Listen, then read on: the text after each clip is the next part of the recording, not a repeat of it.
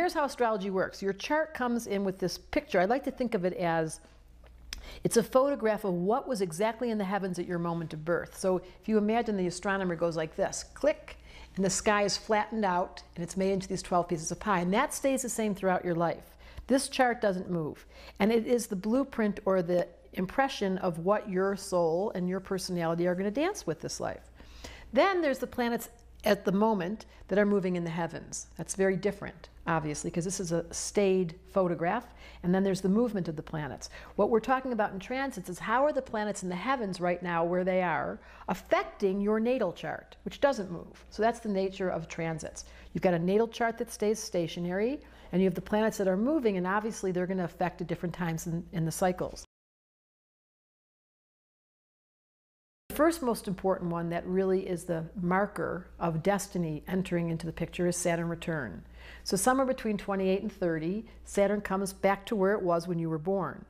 And at that point, there is a carving out of your purpose, and life actually picks you up in some circumstance, whether it's the end of a marriage, the beginning of a marriage, having a child, losing a child, getting sick, losing a parent. It's the marker or the indicator that life is now saying, grow up. It's kind of like you go from being a young 20-year-old growing through your 20s till you're suddenly responsible for yourself.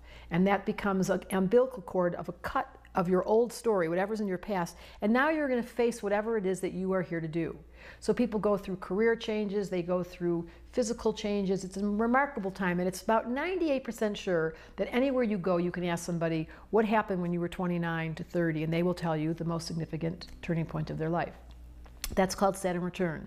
Then in 7 years, Saturn goes 90 degrees from where it was at what you were born. So it's 28 years old, it goes conjunct. 7 years later, it goes 90 degrees away from that. So literally it makes a square. Saturn squares Saturn. That would be a 7 year, what we call the 7-year itch. Then 7 years later, Saturn goes opposite Saturn. So we call that Saturn opposition. That's also a very significant marker. Each of these points, the 28 to 30, 36 to 37, 43 to 44, and consecutively with the sevens, there's going to be an opportunity for life to rearrange or give you some momentum to change. And during those cycles, what I notice as an astrologer is I can say to someone, as a therapist particularly, here's something you need to change. I can tell them there's something up for you, or this particular pattern needs to be looked at. Well, you can look at it and read about it and study about it, but during that era, during that one window when Saturn squares Saturn, it's very easy to make changes. So I can guarantee someone, if they come to start working with me at that time, that they will have some momentous movement. It won't be the theory of wanting to get information. It will actually be the easy time of going downhill. That's the image. So Saturn return, you peak at the very top at 30, then it takes about 7 more years, you go back down, then you're going to come back up. So it's a motion. It's not a good or bad thing. People often say to me, Saturn return seems so scary. It depends. For some people, it's a very wonderful time. Their heart's fulfillment occurs, and for some people, it's tragic. They're really being asked to face some of their demons or some of their shadows. And I do get some clues. If I ask somebody what happened at 30 and then 37 and 44, and I hear all tragic stories, I go, oh, this lifetime you're learning through the school of hard knocks. If someone says, well, that's funny, each of those times I changed careers, I made a move, I found a better placement in my job, it kept increasing, then I go, well, that's a different life story. Not good or bad, it's just clearly that this soul's going through a different path. And that's fascinating to me, that some souls come in with a very easy lifetime, where they have grace or providence, and some souls come in with a really difficult story where they meet up from one tragedy to another. And it's simply about the evolution of the soul. We learn most from crisis, unfortunately. Some souls come in and they have a really easy lifetime and they snore all the way to the bank.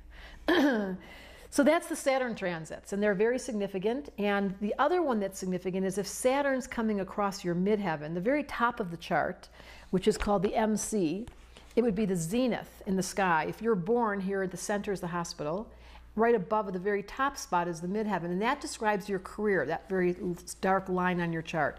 If Saturn is coming across either your ascendant, which is the first house cusp, or it's coming across your midheaven, the 10th house, those are very significant points. This one can indicate a health crisis, Saturn being the planet of restriction, hitting your first house, which is the body, or it could create some semblance of discipline where someone suddenly wants to break a habit. Saturn's coming across their body. They feel very disciplined. Manifestation for their soul's work will happen when Saturn comes across their ascendant.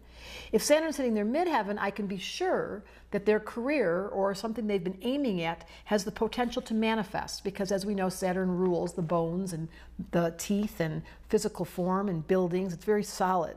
So Saturn transits to the ascendant, particularly these two angles, the ascendant to the midheaven. Saturn transiting your sun.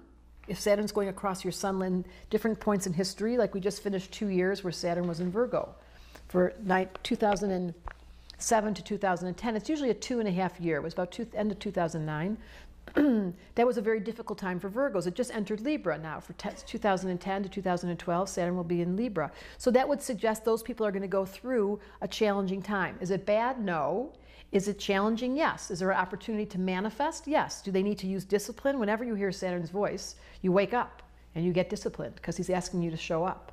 So if you listen to Saturn's voice during those transits, there's a real opportunity for major manifestation.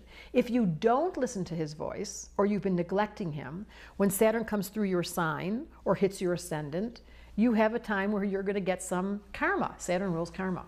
And all karma is a law that what goes out comes back. It's a very simple principle. So if you're someone who's disciplined and you do your practice, your spiritual practice, or you eat well, or you take care of your family, or you're devoted to your partner, you will see during a Saturn transit the fruit of your effort. If you're someone who's neglecting your calling, or you're not tending to take care of your body, or you find yourself lazy, Saturn comes by and it's not friendly. He is very deliberate about wanting to get you on your path. And in the esoteric work, this is all we're talking about. What are you doing here? Is there a purpose to your expression? Are you serving? If you say yes, Saturn comes by and he's much friendlier than you'd expect. I always think of him as the guy behind the curtain. Like when Saturn comes, you know, in The Wizard of Oz, we're all so scared. He goes, that big voice comes and you see all this smoke and he's like scaring you. Bring me the Wicked Witch. And you're like, roar. And then suddenly you go, oh, wait a minute. The guy's behind the curtain moving those things. So once you get out of the curtain, you go, come on out. And he says to you, well, we still got some things to talk about, but he's not scaring you. Otherwise, you've got this ominous feeling that life's making you wrong and you're being demanded upon. And that's the difference between being in rapport with your destiny or being scared because you know somewhere you're not doing what you're supposed to be doing. If you're miserable at your work, if you're in a relationship that doesn't work, if you've been partnered and you haven't made love or you haven't had a nice conversation in 13 years, that would indicate you're kind of stuck, to put it lightly. So the question is, are you prepared to let change happen? Most of us really resist change. We have a terrible fear. Saturn doesn't want you to resist change. And he will come in and he'll push you like that. In the tarot deck, Saturn is the devil. And it simply is if you think of the devil backwards, it means lived. Is that true? Yes. Which means that it's part of your history, having lived, you've gone through enough life experience that if you're not awake and you're not paying attention, you'll be bound by the chains. And in the tarot deck, when you see the card of the devil, the chains are on this man, but truthfully they're opened. They just don't realize that they can walk away anytime. And we get bound by a sense of responsibility, by obligation, by being limited to some notion that you have to be normal. You have to stay in the relationship. You have to stay in your job. You have to stay. And there's some truth to being practical. Saturn demands practicality, but not at the expense of your heart or your soul. So this is when Saturn comes by. He goes, look, we got to talk. So be prepared. 28 to 30 and every 7 years thereafter, Saturn's going to give you an opportunity. And my experience is the clients or the people who are listening, Saturn comes by and it's wonderful. My experience is the people that are stuck, Saturn comes by and gives you a kick. Not friendly. Unless you've pulled out the curtain and he comes out and you go, come on, I know your story. I know exactly what you're going to say to me. And yes, I did take care of that. I am taking care of my body. You don't have to scream at me. So that's the Saturn cycles.